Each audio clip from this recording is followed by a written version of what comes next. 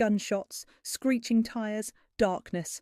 "Idara, stay down! Don't look up, no matter what you hear!" Jeong-Hoon's voice cuts through the chaos, urgent and commanding, sound of breaking glass. More gunshots echo in the night. "Jeong-Hoon, there's too many of them!" Idara's voice trembles with terror, tears streaming down her face. "I said, stay down." His voice turns cold, deadly calm. Rapid gunfire erupts, then silence. Footsteps approach slowly. "It's over. You're safe now. I promised I'd protect you, but I never told you what that promise would cost us both." This is the story of how a ruthless Korean mafia boss discovered the woman he loved was carrying his worst enemy's child. What he did next didn't just shock the underworld, it changed the rules of the game forever.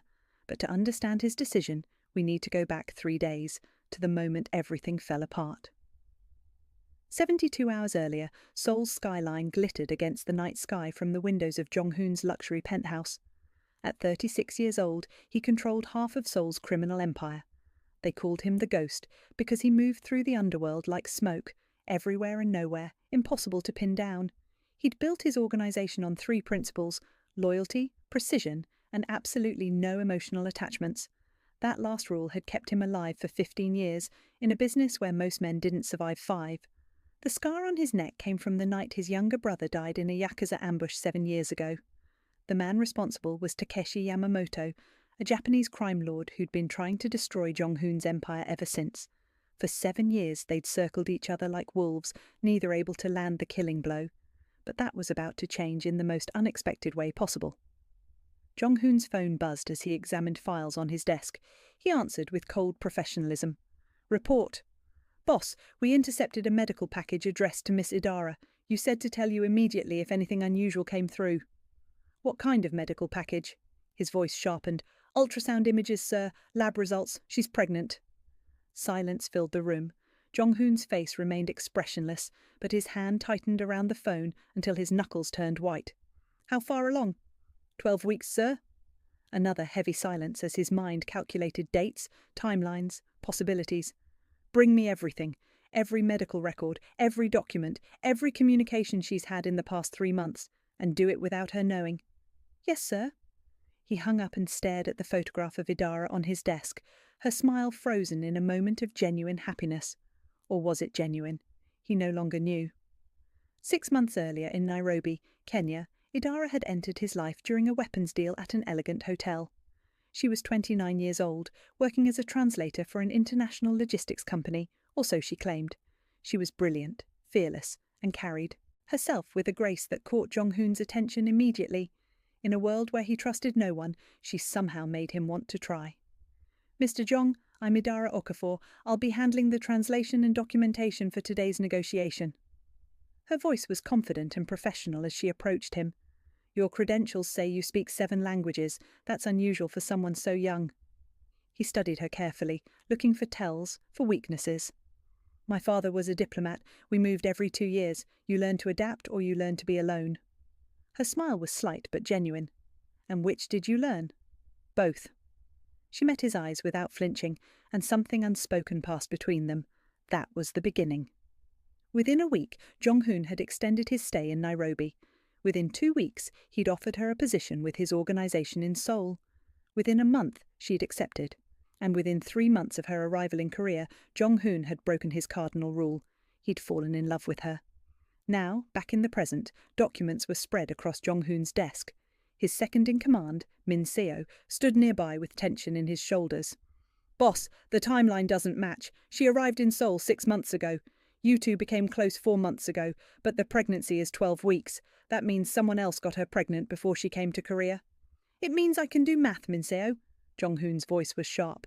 "Find out who, find out why she's here, find out everything she's been hiding. And Min Seo, be thorough. I don't want theories. I want proof." "And if the proof is bad?" Jeong-Hoon turned from the window, his expression carved from stone. "Then we'll deal with it the way we deal with all betrayals. But until then, she knows nothing. Business as usual. Understood?" "Understood." Min Seo left quickly. Alone now, Jeong-Hoon stared at surveillance footage of Idara laughing in the apartment they shared. "Who are you really, Idara, and what did you come here to take from me?" If you're already hooked by this story, hit that like button right now. This twist is just the beginning.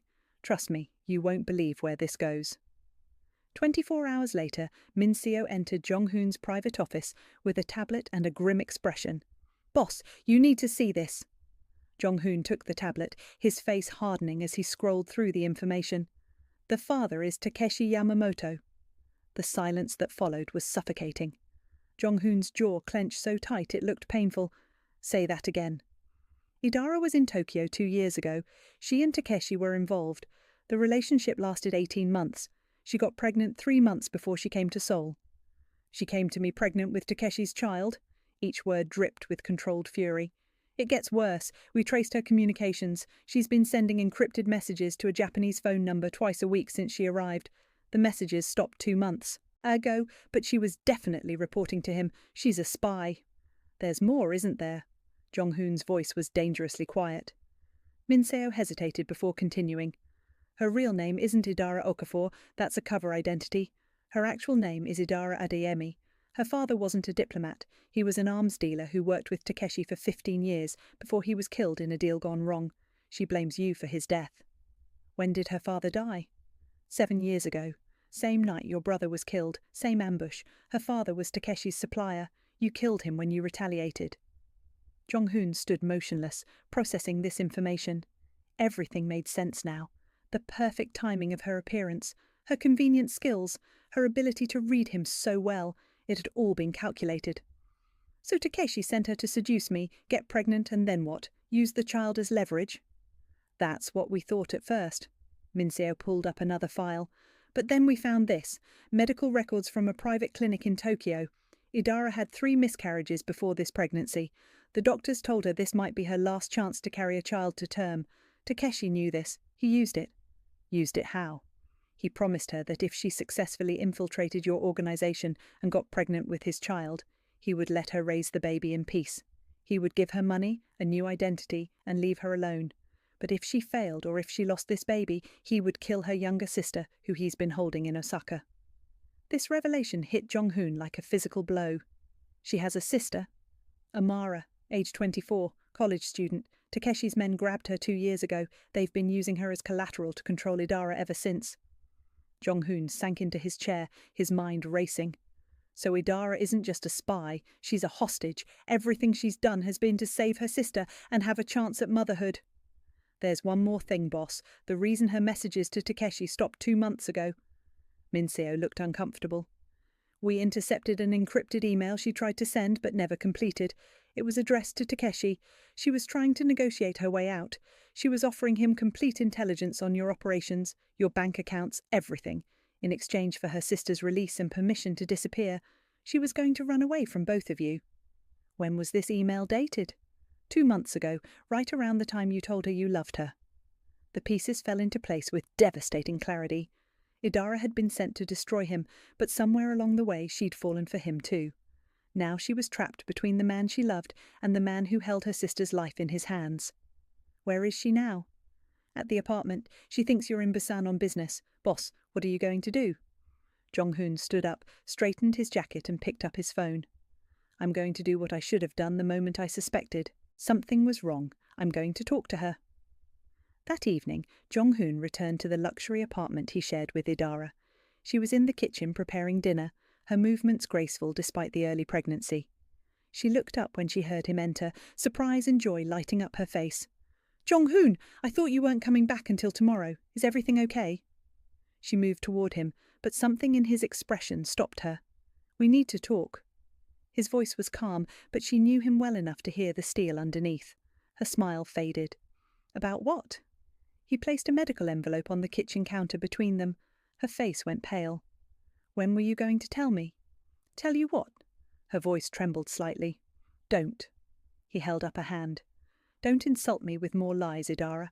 Or should I call you by your real name? Idara Adeyemi, daughter of Marcus Adeyemi, the arms dealer I killed 7 years ago." She took a step back, her hand instinctively moving to her stomach. Tears began streaming down her face. "How long have you known?" "Does it matter? I know everything now. Takeshi sent you. You've been spying on me for 6 months. The baby you're carrying is his, and your sister is being held hostage in Osaka to ensure your cooperation. Did I miss anything?" Idara collapsed into a chair, sobs racking her body. I'm sorry. I'm so sorry. I never wanted any of this. Then why did you do it? His voice cracked slightly, the first sign of emotion breaking through his control. Because I had no choice. She looked up at him, desperation in her eyes. Takeshi has Amara. She's all I have left in this world. My father is dead. My mother died when I was 12. Amara is everything to me. When Takeshi told me he would kill her if I didn't help him, what was I supposed to do? You were supposed to come to me. You were supposed to trust me. Trust you? The man who killed my father? Her voice rose with anger and pain. Yes, my father was a criminal. Yes, he made terrible choices, but he was still my father, and you took him from me. Your father was trying to kill me that night. He and Takeshi set up the ambush that killed my brother. I defended myself. I know that now. She stood up, facing him. I know the truth. I've known for months. I read the reports. I talked to people who were there. My father pulled his weapon first. Takeshi betrayed him to save himself. Everything Takeshi told me was a lie. But by the time I figured that out, I was already here, already pregnant, already in too deep. And already in love with me. It wasn't a question. She nodded, more tears falling. I tried so hard not to fall for you. I tried to keep it professional, to remember my mission, to stay focused on saving Amara. But you made it impossible. Every kind thing you did, every moment of vulnerability you showed me, every time you held me like I was something precious instead of just another asset, you broke down my walls. 2 months ago, when you told me you loved me, I knew I couldn't go through with Takeshi's plan anymore. I couldn't destroy you. So you tried to run away from both of us? How did you know about that? I know everything, Idara. The question is, what am I supposed to do with all this information? She straightened her shoulders, wiping her tears away. Kill me if you want. I understand. I've betrayed you in every possible way, but please, please save Amara first. She's innocent. She doesn't deserve to die because of my mistakes. Jeong-Hoon moved closer to her, his hand reaching out to touch her face gently. You really think I could kill you? You've killed for less. Not people I love. His thumb brushed away a tear. Despite everything you've done, despite every lie you've told, I still love you, and that terrifies me more than any enemy I've ever faced. Then what are we going to do? Before he could answer, his phone rang. Minseo's voice was urgent. Boss, we have a problem. Takeshi knows you know. He's activated some kind of contingency plan. We're tracking multiple vehicles heading toward your location right now. You need to get out of there. How did he find out? We're not sure, but you have maybe 10 minutes before they arrive. And boss, he's sent a kill squad. They're not coming to talk.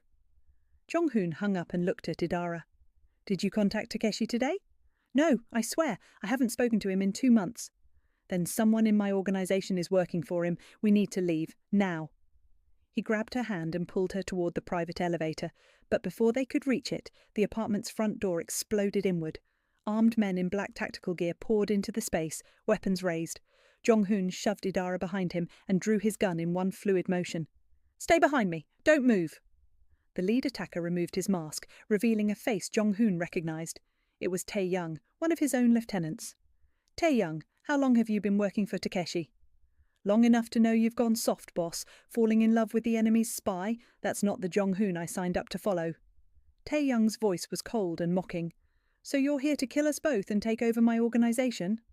Actually, I'm just here for the girl. Takeshi wants her back, alive. You, on the other hand, he doesn't care about. You can die here or you can walk away. Your choice. Jeong-Hoon laughed, a harsh sound without humour. You really think I'm going to let you take her? You're outnumbered 8-1. Be smart for once in your life. I've survived worse odds. Jeong-Hoon's gun never wavered. Idara suddenly stepped out from behind Jeong-Hoon, her voice clear and strong. Wait, Tae-young, tell Takeshi I'll come willingly. Tell him I'll give him everything he wants. Just let Jeong-Hoon live. No, Jeong-Hoon grabbed her arm. I'm not letting you sacrifice yourself for me. And I'm not letting you die for me. She looked at him with fierce determination. You've lost enough people you love because of Takeshi. I won't be another one. How touching, Tae-young sneered. But Takeshi was very clear. The girl comes with us, and you die, boss. Those are the orders. What happened next unfolded in seconds. Jeong-Hoon fired at the lights, plunging the apartment into darkness. He grabbed Idara and dove behind the kitchen counter as gunfire erupted. Glass shattered, bullets tore through expensive furniture, and chaos reigned. There's a panic room, Jeong-Hoon whispered urgently to Idara. Behind the bookshelf in my study. Can you make it there? Not without you. I'll be right behind you. Go. She hesitated for only a second before sprinting toward the study, staying low. Jeong-Hoon provided covering fire, taking down 2 of Tae-young's men before his gun clicked empty. He grabbed a knife from the kitchen and moved through the darkness like the ghost he was named for. By the time reinforcements arrived, Jeong-Hoon had eliminated 5 of the 8 attackers, including Tae-young, but he'd taken a bullet to the shoulder and was losing blood fast. Min-seo found him collapsed against the panic room door. "Boss, stay with me. Where's Idara?" "Safe, inside." Jeong-Hoon's voice was weak. "She's safe." The door opened from inside, and Idara emerged, her face pale with terror. "Oh God, Jeong-Hoon, you're bleeding so much." "I'm fine, just a scratch." He tried to smile but winced in pain. "You're an idiot." She pressed her hands against his wound, trying to stop the bleeding. A heroic, stupid, wonderful idiot. Min-seo called for a medic, and within minutes Jeong-Hoon was being treated in the panic room's medical facility. Every high-level crime boss had one.